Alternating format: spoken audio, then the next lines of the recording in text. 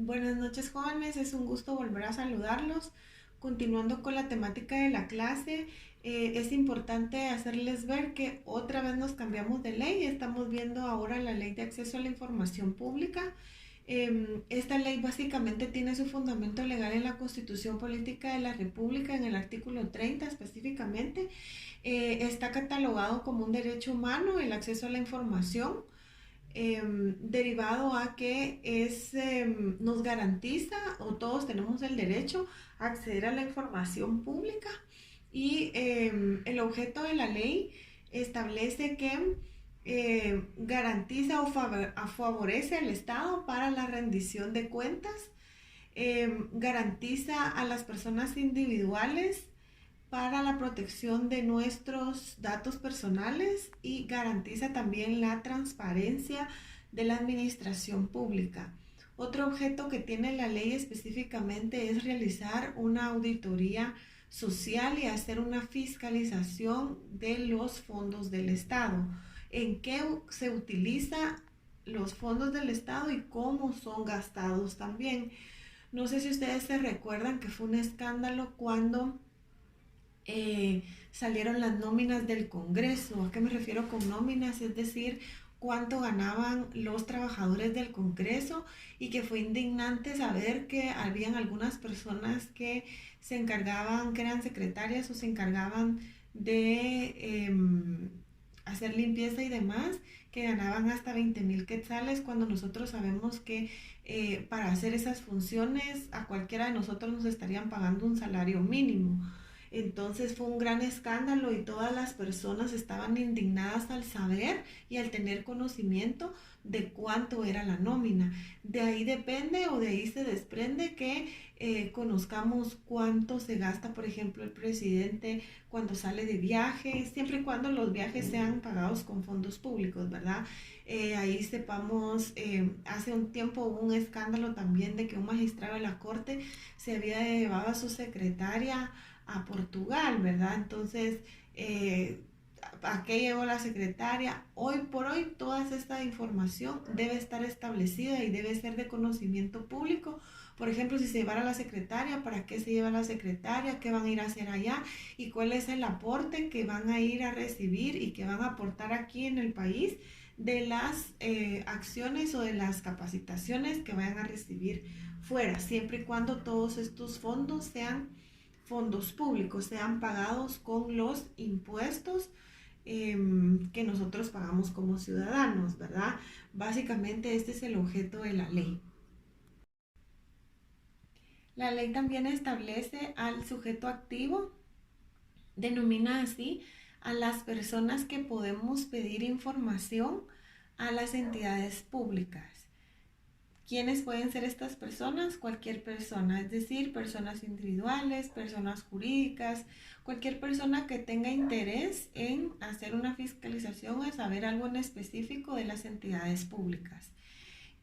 ¿Quiénes son los sujetos obligados que establece la ley? Los sujetos obligados en la ley son todas aquellas entidades que manejan fondos públicos, llámense Ministerio de Salud, Ministerio de Gobernación, Ministerio Público, el Ministerio de Ambiente y Recursos Naturales, el Ministerio de Energía y Minas, todos estos entes, el Congreso de la República, todos estos entes son entes que manejan fondos públicos a los cuales son sujetos obligados y les rige esta ley.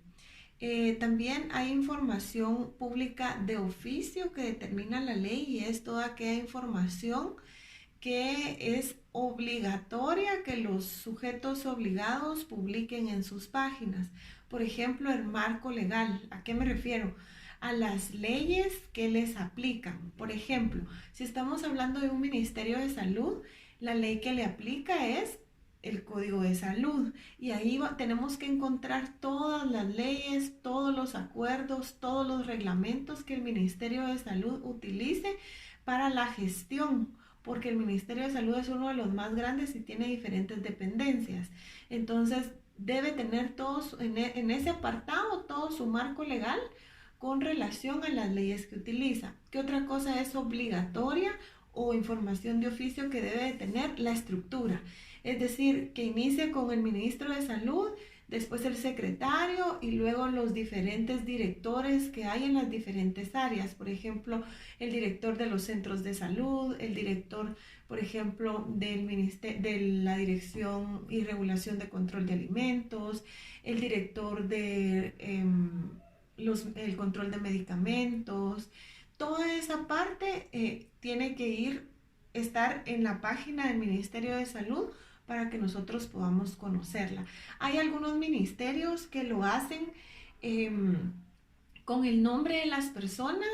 Hay otros ministerios que solo ponen el cargo, es decir, como un organigrama y los cargos que se tienen, más no el nombre de las personas. Hay en algunos otros que sí, y en algunos otros que la nómina está por aparte, pero sí siempre colocan la nómina y le ponen el cargo que tiene la persona y para saber cuánto gana. Esto es obligatorio colocarlo en la página. Otra cosa que es obligatorio que esté ahí es la ubicación, el teléfono y los servicios que presta el ministerio para que cualquier persona al ingresar a la página de estas entidades pueda guiarse y conocer a qué se dedican y cuáles son los servicios que prestan, así como en el Ministerio de Salud, que tiene diferentes direcciones, las diferentes dependencias debe de colocar específicamente las direcciones de cada dependencia para que podamos tener un mejor conocimiento de dicho ministerio. Otra cosa importante que menciona la ley es la actualización de la información. La información no puede tener o no puede ser más antigua de 30 días. Tiene que tener como mínimo 30 días de actualizada. Otra cosa importante que establece la ley son los datos personales. Hay datos personales que son públicos. Por ejemplo, nosotros conocemos el nombre del presidente, de los diputados, del alcalde, de los gobernadores. Esa es información pública. Lo que no es información pública es la dirección personal, es decir, dónde viven. Esa información es una información confidencial o datos personales sensibles, ¿verdad?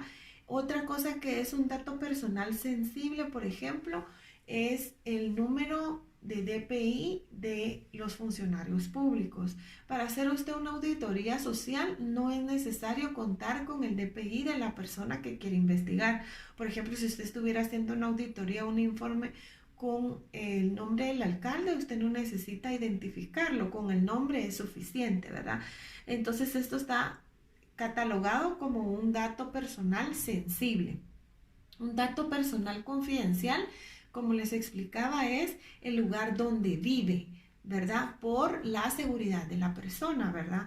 Imagínense, lo secuestran o algo porque la información salió pública, porque ahí se recuerdan de que el dato del salario, eso sí es información pública, ¿verdad? Porque como nosotros pagamos impuestos y de ahí se saca para el pago de salarios, entonces usted podría saber cuánto gana la persona y ahí podría ser extorsionado, podría ser secuestrada la persona, por ejemplo, si se diera a conocer el lugar donde vive. Otra cosa que no es información pública es los números de teléfonos personales de los funcionarios públicos, ¿verdad? Para eso tampoco, digamos, para hacer una auditoría tampoco va a necesitar usted el número de teléfono de la persona. Y ahí podemos desglosar varias cosas que la ley establece, cuáles son sensibles, cuáles son confidenciales y cuáles datos sí pueden ser conocidos por las personas si son información pública, ¿verdad? Por ejemplo, otra cosa que es información pública son los viajes que realizan, a dónde van, cuál fue su función y los beneficios que traen al país, siempre y cuando esos viajes sean pagados con fondos públicos, ¿verdad? Básicamente esa es como la función principal de la ley. Hay información que la ley establece como reservada. ¿A qué nos referimos con esta información? Por ejemplo, es información reservada cuando existe alguna investigación. ¿A qué me refiero? Por ejemplo, el Ministerio Público no va a revelar por ejemplo, si va a ir a hacer algún allanamiento a algún lugar, porque el factor sorpresa en estos casos es vital. ¿Qué haría, por ejemplo, unos pandilleros si supieran que mañana va a llegar el Ministerio Público a la casa de ellos? Por supuesto, irse huyendo, ¿verdad? Entonces, si nosotros vamos a lo que la ley establece, que hay información que debe ser pública, no toda la información debe ser pública, ¿verdad? Como les explicaba, si estamos hablando de que está en una investigación, o por ejemplo, si fuera una investigación que los datos o la investigación es que conlleva o que va a hacer y va a tener participación niños, por ejemplo, también esa información no puede ser revelada, no puede ser pública por el contenido que tiene, ¿verdad? Entonces, otra información que no puede ser pública es estrategias o tácticas que van a ser utilizadas por el ejército de Guatemala si estuviéramos en guerra o alguna situación así.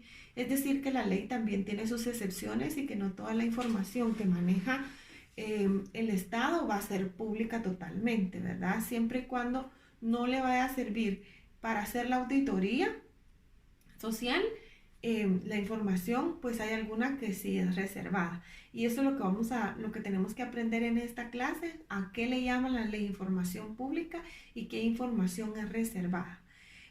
Otra cosa importante acá es cómo hacemos para solicitar esta información y ante quién.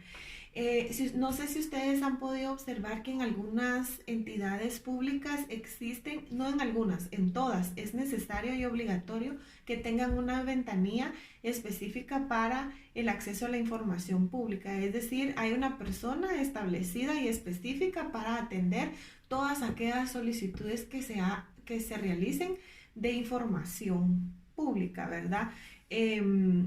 ¿Cómo se puede hacer la solicitud? Puede ser de manera escrita, puede ser verbalmente y puede ser por medio de un correo. ¿Qué es lo que le solicitan a las personas que necesitan la información?